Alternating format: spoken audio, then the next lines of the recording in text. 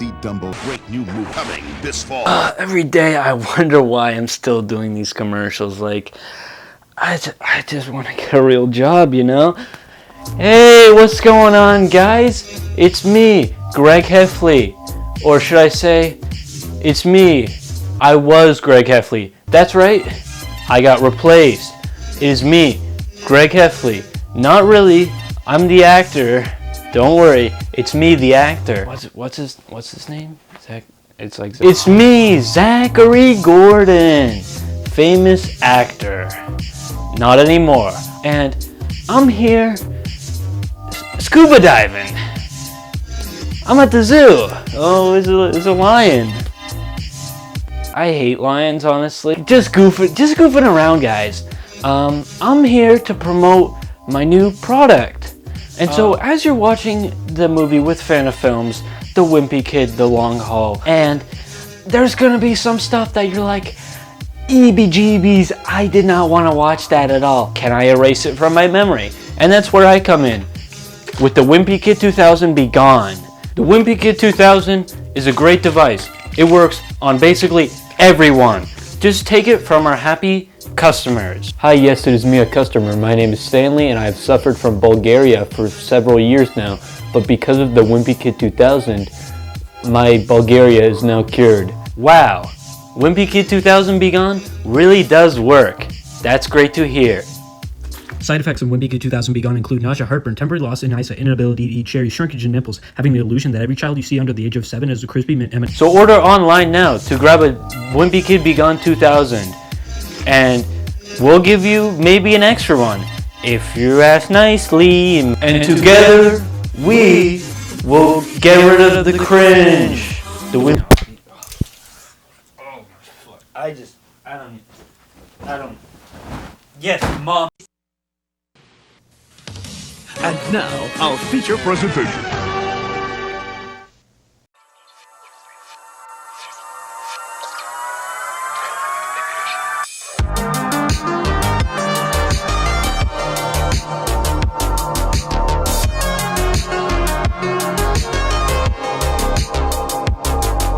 Diary of a Wimpy Kid, The Long Haul is a 2017 crime/thriller/experimental film. And you're probably wondering, Fan of Films, experimental, what do you mean by that, my guy? Well, the whole movie was an experiment by the directors and the writers to see how cringy and terrible they could make this movie. And congrats, guys, you did it. How do you feel now? You made me suffer. How do you feel that you made... Now, The Long Haul is definitely a movie that's been talked to death about. People have been clowning on it, dogpiling on it. But the thing is, everyone's saying, bro, this movie is so cringe. But I'm here to answer the question that maybe you have, which is, bro, why is this movie cringe? And I've heard that this movie has a lot of cringeworthy scenes. So that's why I have introducing a guest star. Welcome to the show.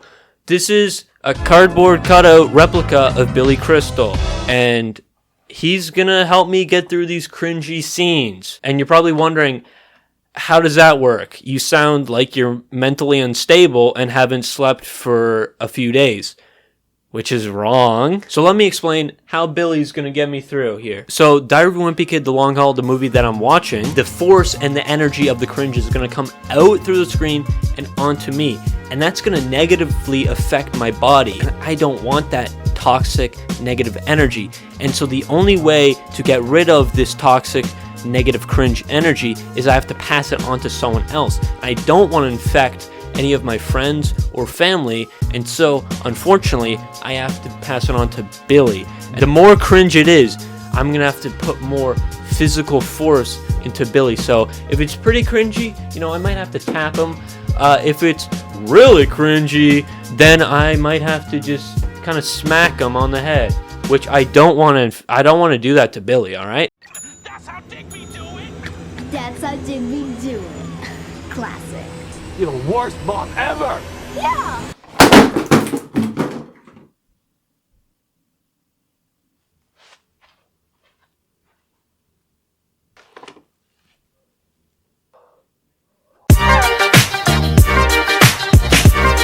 So the movie that I'm trying to get to, the movie that I'm trying to watch, it starts out and we have the Heffley family and they're going to Corny's, which is, it's a fun-filled family restaurant, and the families, they're getting some grub, and while they're waiting for their food, Greg and Rowley, they're watching some Twitch streamer guy, and within the scene alone, you can tell that this movie is written by 40-year-olds. Alien, so it's pretty tight, pretty amazing. I hate. Haha, yo, kids like PewDiePie and like Markiplier, right? Let us introduce to this guy. This guy relatable to you, right, guys?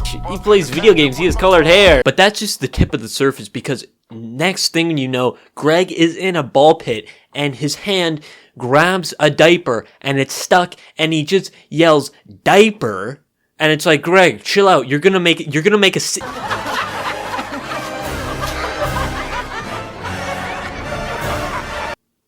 Great, you just made a scene by just... It's not that funny. But, apparently in this universe, a child with a diaper on his hand is the most funniest thing they have ever seen. Because do you know what's gonna happen to Greg? That's right, he becomes a meme. Of course, because this movie is written by 40-year-old people, it's a top text, bottom text meme. Yo, what up, kids? You like memes? You like memes like these? Yeah, I like memes too. They're pretty cool. What's that? What's my favorite meme? Definitely the one of the baby with his and he's angry and his fist like. Ugh. I love that one because it's how I be feeling on Mondays. Yeah. And if you want to make Greg a meme in your movie, just a little fun gag for a couple seconds, that's fine. But if you're gonna have it be a major part in the plot for some reason, have it make sense.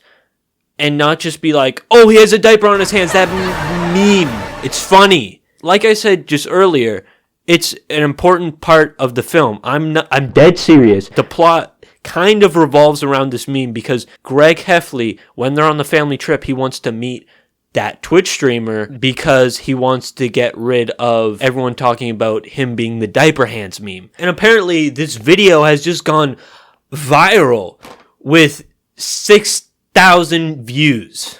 It already has 6,000 views. Congrats, Diaper Hands. You've gone viral. And yeah, of course, the people that wrote this movie don't understand how little of a number that is on the internet, because the most popular video that I have right now is double the amount of views.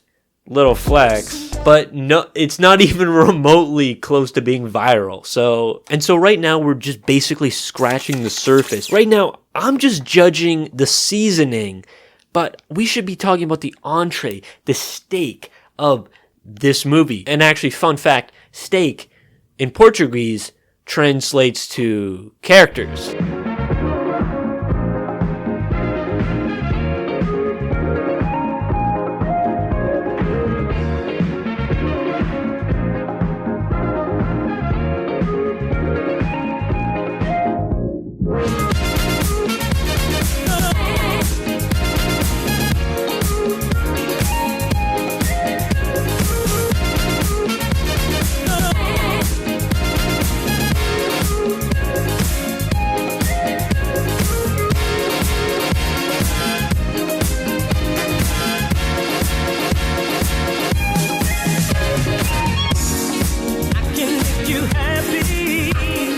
Now, in the original Holy Trilogy of the Diary of a Wimpy Kid films, the characters in the films, how would you describe these characters other than godlike, of course? That's right, somewhat realistic, because, of course, they have to make their personalities a little bit over-exaggerated just for the movie, but they also ground the characters as well and make them feel like real people. But this movie, however, does the complete opposite of that and has the characters' personalities, they're just exaggerated to the max, where they're basically full-on parodies of the characters from the original trilogy. Frank Heffley in the originals, he's your somewhat stern dad who, he's not exactly sure how he's supposed to connect with you. And he's a little goofy at times, but he also feels like a real human being. And a real hero. Frank Heffley in this movie, however, does not feel like a real human being. He has the personality of mayonnaise. Like, his whole character is that he just likes to work, and because he's working, he can't spend time with his family. This isn't what it looks like. Are you doing work?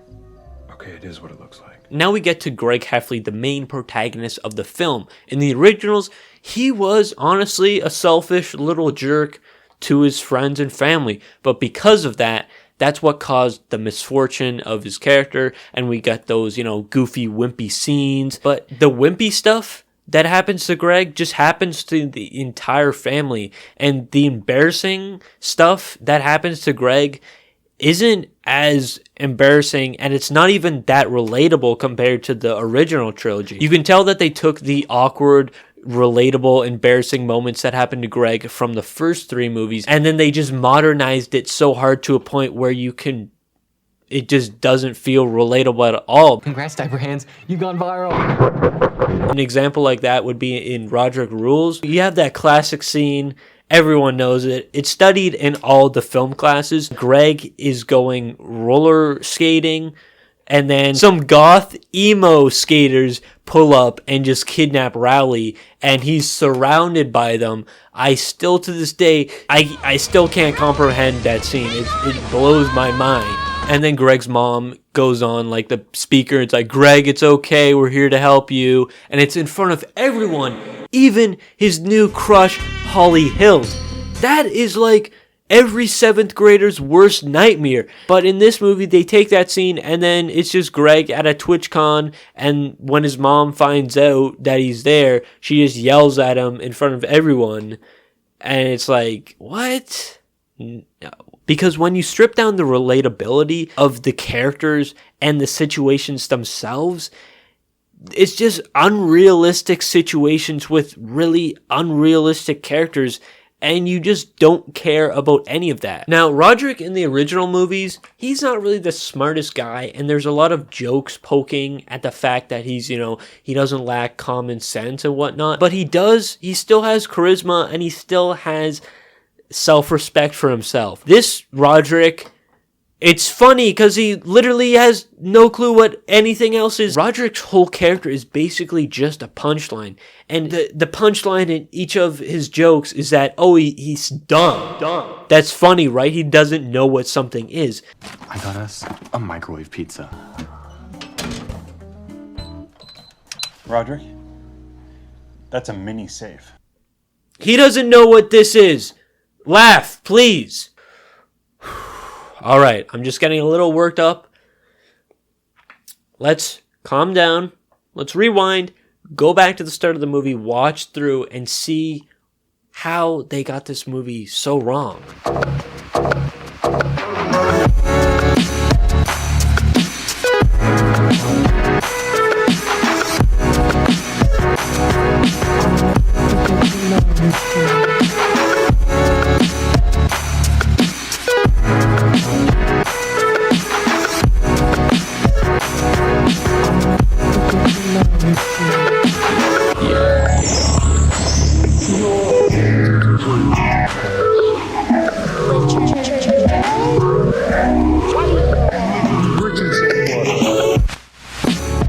So as we all know, the film starts out at the Corny's restaurant, and what I don't like at all about this movie is it doesn't introduce us to the characters like how the original trilogy does. Like in the opening of the first film, we see Greg getting pranked by Rodrick and then getting scolded by his own parents. So within this short scene alone, we see who these people are and how they interact with each other. And now in this movie, how do they introduce their characters?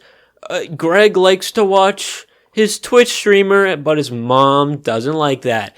And Rodrick wants money for his van. Will you give me money to fix my van? What am I supposed to do with that? This is also how we see how the rest of the film is going to turn out to be. which is a road trip movie because Susan Heffley is telling the kids about they're going to their Mee-Maw's house for her birthday party. That's right, that's what the whole movie revolves around. Someone named Mee-Maw. And while Susan's discussing this trip, Greg and Rodrick, they're not jazzed at all. What? A family trip? I hate Mee-Maw. She's old and wrinkly and gross. And all the while they're discussing their family trip, Rowley is just sitting there. Like, he's not even going on the trip, and he's just like, where's my chicken nugget? So then the family hits the road, and I'm going to hit myself in the face because everything is just going wrong today. Sorry, guys. I'm just getting a little too just annoyed, and a lot of the times when I get frustrated and need to calm down, sometimes a little bit of Pitbull just helps me calm down, but I gotta finish the movie. I gotta stick to my word and finish this movie. I just need some Pitbull. Old school. Yeah, I like this right here. Estimated time on road, 47 hours and 1 minute. Let's just stay free to do what I want and have a good time.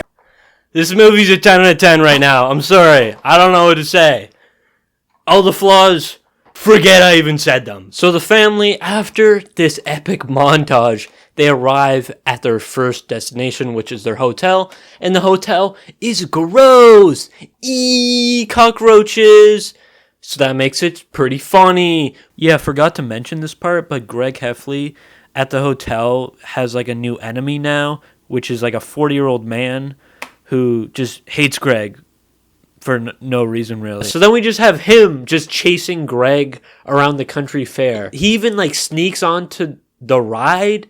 Like, I'm not exactly sure what his end goal is to beat Greg up. Like, rule number 1 of beating up small children, you don't do it in front of 30 other people. And the reason why I bring this up, because like in every single kids movie that takes place at an amusement park, what happens when you combine a lot of food and then they just go on a ride? That's right, you have to have someone just vomit.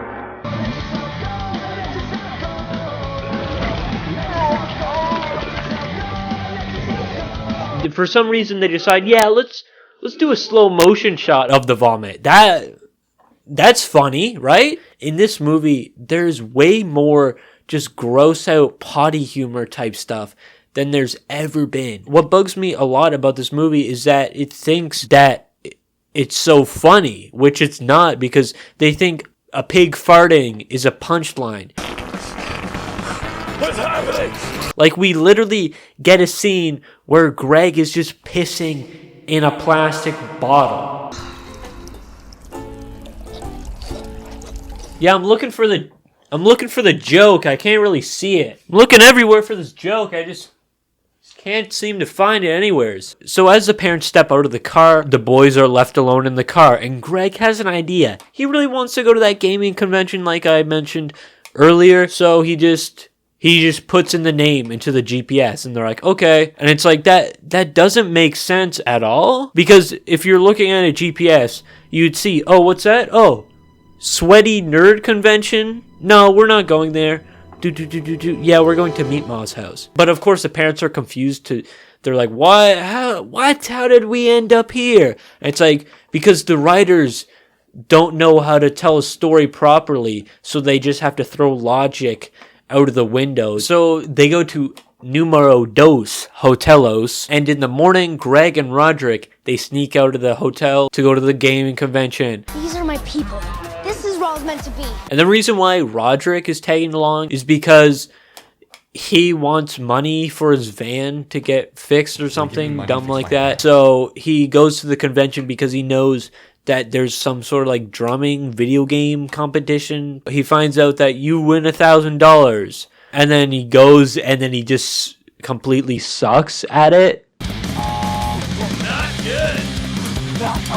after all this buildup of him wanting to repair his van. They're like, yeah, okay. But then Greg and Rodrick end up on the news because all the news channels are just buzzing to hear and see what the sweaty NerdCon is up to. And Rodrick is just making out with himself on live television. So cut back to the gaming convention because this is what the whole movie leads up to. And Greg wants to sit next to Max Pigley or something. And he's like, I want to sit by him because then people forget about the diaper hands meme. But then that completely backfires on him. He just sneaks up behind them, gets past security, and he's just like... But then Max Pigley sees him, and he has like a heart attack or something. And then, like, Greg trips over wires, and then it shuts the whole game off. And then Max Pigley, like, loses his high score, and he, like, flips out on Greg. But then he finds out that Greg's actually the diaper hands meme. And then he just chants, Greg, you're the diaper hands meme. Heffley, diaper hands, Greg! And through all these dumb, goofy scenes, they have the audacity to then have an emotional scene. Like, you don't just get that out of nowhere. You have to earn that. But then Rodrick is just talking to Greg. He's like, yeah, I feel bad for you. Mom doesn't understand us, guys. But she just doesn't get what it's like to be a kid in the 20th century. And it's like, where'd this come from? And I love how this movie thinks that we care about all these characters. Like, oh no, Greg... he might not get to the gaming convention. It's like, well, what's going to happen if he doesn't go to the gaming convention? People might think of him as a meme. Oh, do you care? Do you care? He's going to be he's going to be a meme. So then they just take like some hidden road, and then Rodrick thinks he got shot in the head. If you scream louder, it's going to be 10 times more funny. That's how it works. Yeah, maybe scream louder so then it's more funny. And then the movie just anticlimactically ends with them just being at Mee-Maw's birthday party. That's literally the ending. They're like, oh yeah, we made it to Mee-Maw's house. So all in all, this movie compared to the original trilogy doesn't even come close to the quality. And the reason because of that is because the writers want to try something new and different, have it be more relevant towards younger kids, with its main source of humor being slapstick and potty humor, and trying to be hip with the trends. And then it just becomes even more just out of touch. And due to the poor writing, we get characters that you don't see any growth of them, and throughout the whole movie are just boring, annoying, or